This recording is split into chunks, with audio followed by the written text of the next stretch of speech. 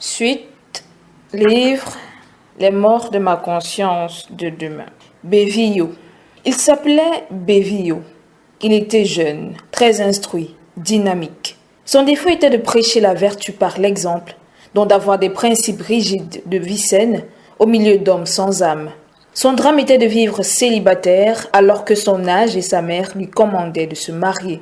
Après avoir été rendre visite à sa mère pendant le week-end et de retour dans sa maison de fonction à la capitale du pays où il travaillait, il se jeta dans un fauteuil et prononça à haute voix, d'un air pensif, les mots qui occupaient son esprit. « Mon âme. » « Tu sais, reprit-il en s'adressant cette fois à moi, tu es toujours surpris que 3 week-ends sur 4, je me rende auprès de ma mère. Tu n'as pas encore compris que c'est là que réside mon âme, que c'est là, dans ce village, au flot de l'air du passé, que se meurt mon identité, que c'est là, le seul endroit où peut se divertir encore ma force, où je peux me retremper dans la pureté originelle, où je peux me jauger vraiment pour qu'ici, je sois capable de respirer cette atmosphère desséchante, de supporter ce monde mécanisé, pollué, de subir cette solitude moite, dont l'humidité prend lieu et place de sève pour la vie. Je n'avais pas de raison de mettre sa parole en doute. Il pouvait être sincère comme il était possible qu'il accomplisse là la performance de tout le monde dans ces pays où l'on parle bien alors qu'on n'en croit pas un mot. Je lui ai retorqué. Tu te cherches des excuses, mon vieux, comme tous les autres. La monstruosité de votre comportement social vous effraie. En public, vous voulez vous retrancher derrière le doctrinaire, le dogmatique, le vertueux. Une carapace que vous vous fabriquez là. Mais vous oubliez qu'elle peut être de verre lézardé et laisser voir ce qui pourrit de l'autre côté. Bévillot encaissa. Tu n'émets là qu'une opinion personnelle, me semble-t-il, dit-il de sa voix calme. La question qui se pose en ce qui te concerne ne s'écrit qu'en termes de responsabilité. Ce n'est pas le cas pour les autres. Aussi, se sentent-ils à l'aise dans leur hypocrisie. Mais toi, qu'envisages-tu de faire pour changer tout cela? Vois-tu, tu dois t'engager, une fois de plus, te démarquer. Pour être tout à fait franc avec toi, je te dirais qu'il faut t'engager dans le sens du réalisme révolutionnaire. J'estime, quant à moi, que le démarquage au sens sportif du terme n'est pas recommandé en ces temps incertains. J'expose une règle générale. Tu es, toi, une personnalité déjà démarquée de par ton passé. Tu peux donc te permettre des prises de position marginales qui contribueraient à faire évoluer les comportements. Bien sûr, il y a les risques que tu dois consentir à assumer tôt ou tard. Un choix, quand il se veut essentiel, comporte toujours des risques. En les prenant, on prouve qu'on est un homme. Mais Bévillot me coupa la parole. Tu parles comme ma mère, dit-il. Tu ne m'en voudras pas si je te dis que tu exprimes une simple vue de l'esprit. Car un homme mort, tué par les risques qu'il a acceptés, n'est plus du tout un homme et personne n'a plus besoin de lui. Je ne t'en veux pas, à toi personnellement. J'en veux à toute votre société qui a transformé les principes de lutte pour la défense de l'homme en éléments d'une utopie. En lui parlant de cette manière, j'affermissais ma vérité et je tenais à ce qu'il le sache. Pourquoi lui et pas un autre? Les mobiles qui me faisaient agir ne se précisaient pas nettement dans mon esprit.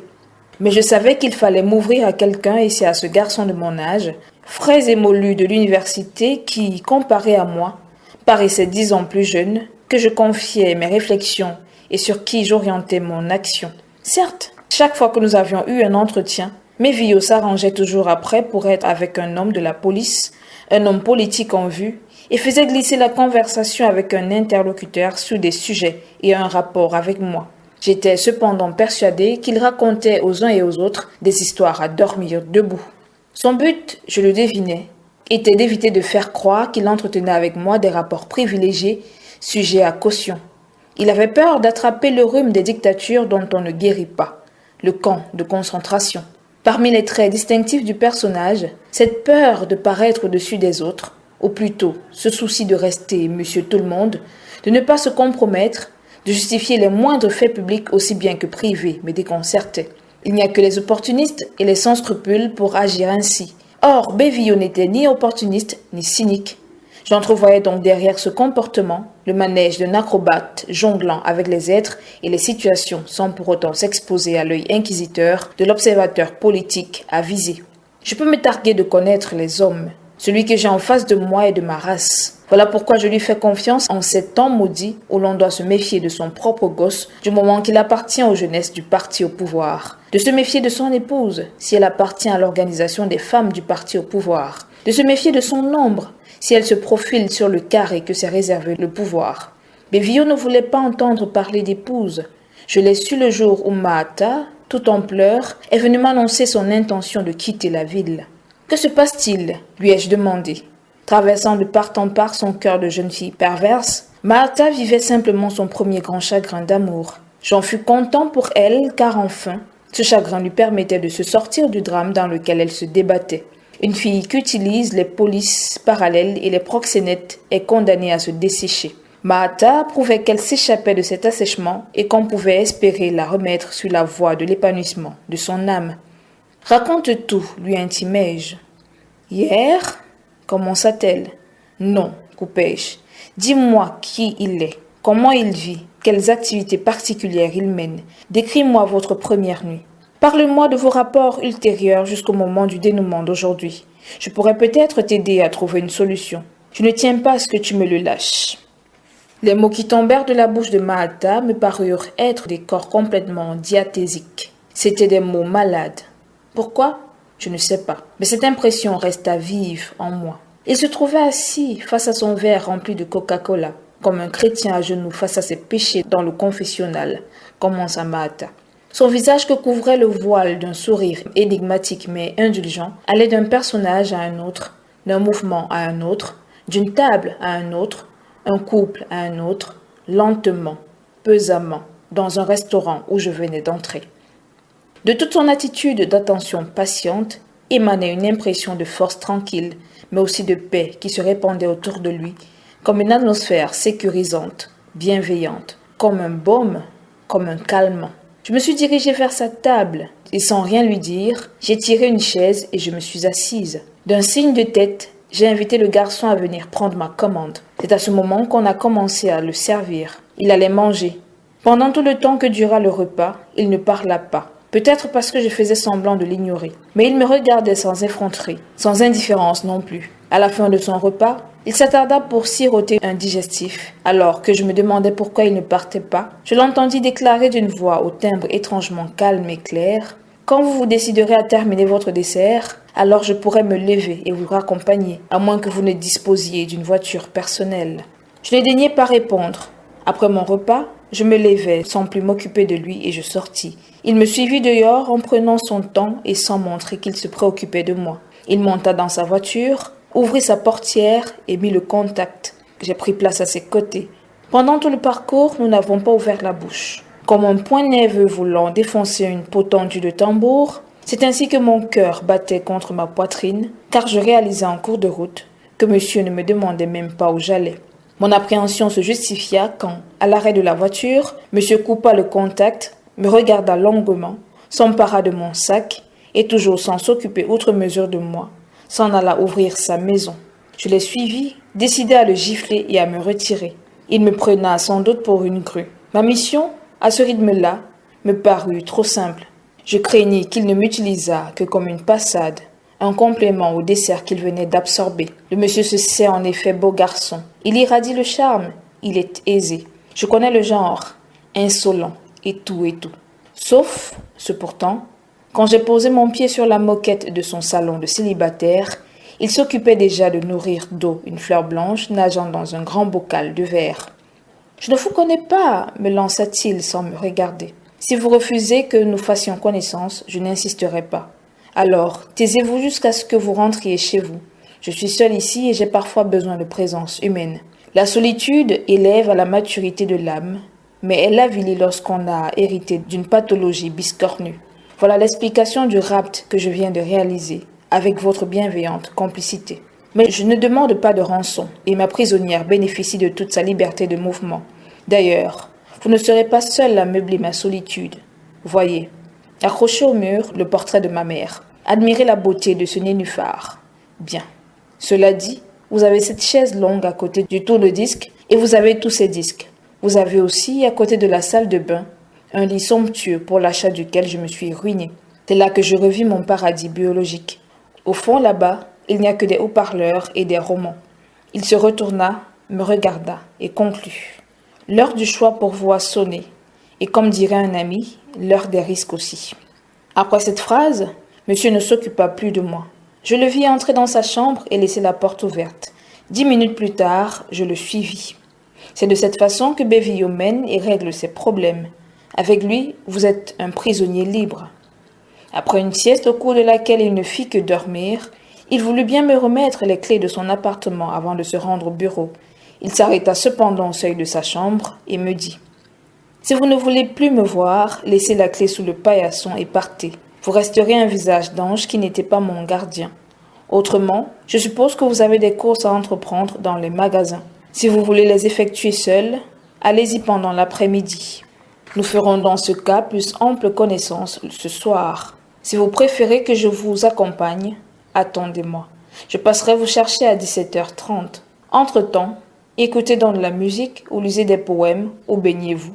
Mais en aucun cas, ne me décevez. » Tu ne me croiras peut-être pas, mais il m'a trouvé dans sa baignoire en train de jouer à la jeune mariée oisive et heureuse. Sans s'émouvoir le moindre du monde, il m'a tendu la main pour m'aider à sortir de l'eau. Je n'ai pas trouvé inconvenant qu'il me surprenne toute nue. Il n'a pas trouvé surprenant que je ne m'en offusque point. Son attitude était celle d'un mari gentil, aimant, poli, qui a eu le temps d'enlever de ses rapports avec son épouse le côté insolite, le vernis du neuf. Pendant que je me redessinais dans le miroir, lui se retrouvait dans la musique selon sa propre expression. C'était visible en tout cas. L'heure de sa vérité fut l'instant précis où nous allions sortir. Il me retint par la main au seuil de sa porte et il murmura en me regardant dans les yeux « Cette nuit, si vous voulez, vous me direz comment je dois vous appeler. Mais en cet instant, permettez que je vous appelle Vénus. Vous êtes très belle. » La voix était si prenante, si convaincante, qu'un frisson de volupté a parcouru mon échine pour venir se matérialiser en nœud douloureux au creux de mon bassin. C'était la première fois de ma vie que cela m'arrivait. Ce soir-là, nous avons mangé le repas que Bévillot s'était amusé à cuisiner dans ses marmites d'aluminium, puis nous sommes allés au cinéma. Le film relatait une histoire d'amour. Les 5 premières minutes consacrées au générique n'enthousiasmèrent pas mon compagnon. Quand le film commença, j'entendis Bévillot murmurer « Ce n'est pas ça, ce n'est pas ça, ce n'est pas ça. » Et cela pendant 10 minutes au moins. À la 11e, il se leva et m'invita à le suivre. « Vénus, me dit-il en sortant, je suppose que le producteur de ce film connaît son affaire. Il est certainement un homme cultivé. Le metteur en scène est un as. Tu n'as qu'à voir la qualité des images. Les acteurs n'ont pas leur pareil. Tout cela m'écrase. Je n'aime pas les écrasements. Nous sommes donc rentrés chez nous. Je veux dire, chez lui. » Mahata se tut. Elle pleurait. Quand elle parlait de nouveau, sa voix se voilait d'émotion. Je sentis qu'un torrent d'amour inondait ce cœur sauvé de justesse de la déshydratation. La voix mouillée de Mahata dit « J'avais l'impression d'avoir conçu tellement j'étais comblée, secouée jusqu'au plus profond de moi. Le lendemain matin au réveil, cette impression persista au point que je dus m'avouer que personne, non, personne, ne m'avait jamais possédé ainsi et personne dans l'avenir ne m'assouvira jusqu'à ce point. J'avais la sensation confuse d'avoir été à la fois une mangue, un bijou, une carafe d'eau, un lac évaporé et que sais-je encore. Excuse-moi. » Elle éclata, une fois de plus en sanglots. Je l'ai laissé déverser son chagrin, puis je lui ai fait signe de continuer. Elle ne voulait pas. « Continue, ai-je ordonné. Les pleurs ne te serviront à rien. » Elle a séché ses larmes et elle a repris. Avant de se lever du lit ce matin-là, il m'a porté comme un bébé et doucement, il s'est mis à me parler. Toute la période de ma vie qui a précédé l'instant providentiel où tu t'es offerte hier, me dit-il, n'a été marquée par aucun scandale, d'aucune sorte. J'ai des ennemis, comme tout le monde. J'ai aussi des amis, comme tout le monde. Mes ennemis et mes amis se contentent de jouer au jeu des ennemis et des amis, sans plus. Tu vois que je ne m'en porte pas plus mal. Je sais que la vie sans histoire n'est comptée que le jour de l'enterrement. Toutefois, mes amis et mes ennemis ne s'aviseront pas de porter atteinte à nos rapports empreints de courtoisie, d'amabilité, de bonne tenue. S'ils s'écartent de cette ligne de conduite, ils savent qu'ils procéderaient à une opération inutile. Toutes les amies qui ont été les miennes jusqu'à présent ne m'en veulent pas de les avoir déviées du chemin qui mène chez le premier magistrat de la ville. Elles savent que je ne suis pas prêt à me laisser mettre la corde au cou. Et comme aucune d'elles ne m'a assez aimé pour m'attendre pendant 10 ans, je n'ai entrepris aucune action tendant à les retenir. Avec toi, je souhaite ardemment que nos rapports soient simples, harmonieux et sans contrainte. Je souligne ce dernier mot. Le jour où tu croiras que tu me hais, dis-le-moi et pars. Si c'est le contraire qui survient, attends-toi alors à des épreuves assez longues et dures. Il faudra me démontrer, en effet, que tu es capable d'être une vraie nature humaine, pouvant vivre sur la terre dans n'importe quelle condition, comme ma mère à la campagne, comme une princesse dans un palais, comme une épouse de citoyen moyen en ville, comme une richissime épouse de potentat, comme une petite ouvrière, comme une grande actrice, etc., etc. Je crois que je me suis fait bien comprendre. En guise de réponse, je lui ai soufflé dans l'oreille. Oui, mon petit Dieu célibataire, j'ai compris. Mais il y a aussi une chose beaucoup plus importante que j'ai comprise cette nuit. C'est que je vais avoir un enfant de toi. Bévilleux est resté pensif un moment avant de répondre d'un ton dur où perçait une résolution farouche. Je n'accepte pas les enfants qui ne sont pas les fruits d'un amour indissoluble, d'un amour vrai.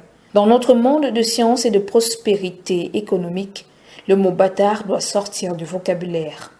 Il précisa ensuite, « Je te parle sérieusement. » Je dus lui expliquer ce que je ressentais. La représentation onirique d'un ventre gros d'un enfant n'était que la résultante de mon assouvissement de la nuit. Je me sentais rassasié au-delà de toute expression. Bévillot sourit, puis rejeta les draps pour se lever. Je suis restée seule à la maison. Aucune envie de rentrer chez moi ne m'effleura. Bien au contraire, je me sentais en sécurité chez Bévillot. Une impression de sérénité m'avait envahi. Je décidai de me rendre au marché.